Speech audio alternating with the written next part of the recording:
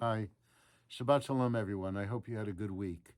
I wanted to begin by just thanking you for allowing me to speak a few minutes to you each Friday afternoon. It enables me to teach some Torah that makes something in this world connected to our tradition and makes our tradition very real in terms of what goes on in the world. We know this week was marked by a very, very important trial in the history of jurisprudence in this country. Derek Chauvin was convicted on 3 counts of murder, the murder of George Floyd.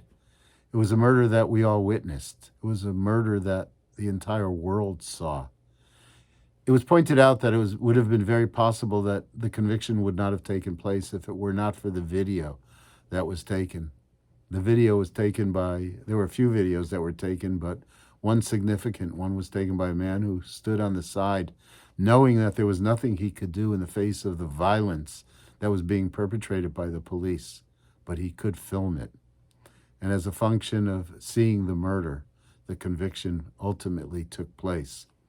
For hundreds of years, African Americans in this country were beaten. African Americans in this country were hung, were lynched, were shot, sometimes at the hands of the very people who were supposed to protect their rights and their safety. It's been a very tragic part of American history. But now it seems that there will be change. There will be change in policing. There will be change in the judicial system. And it's so important that it begin to take place in a very, very significant way now. The connection with the Torah reading is an interesting one. We read Parshat Kedoshim, which means holiness. That holiness is not a reference to ritual life. It's not a reference to being separate from all people, to live a different kind of existence, but rather it's about the holiness that can be found in ethics and in justice. It's about the holiness that's found in kindness. It's about the holiness in human responsibility for their fellow human beings, for other people, for those who are oppressed, and even for those who are powerful. It's about fairness in this world. That's what defines holiness in the Jewish tradition.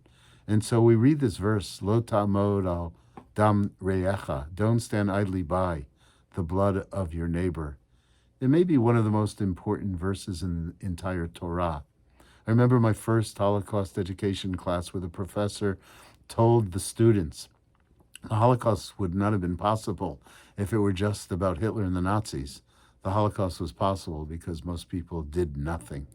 We know that story, but we know that's true in our lives also.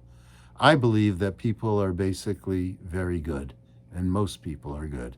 But there is evil in the world, and our responsibility as good people is to stand up to it in any way that we can, to fight for fairness, to fight for justice, to fight for freedom, to be on the side of kindness and goodness.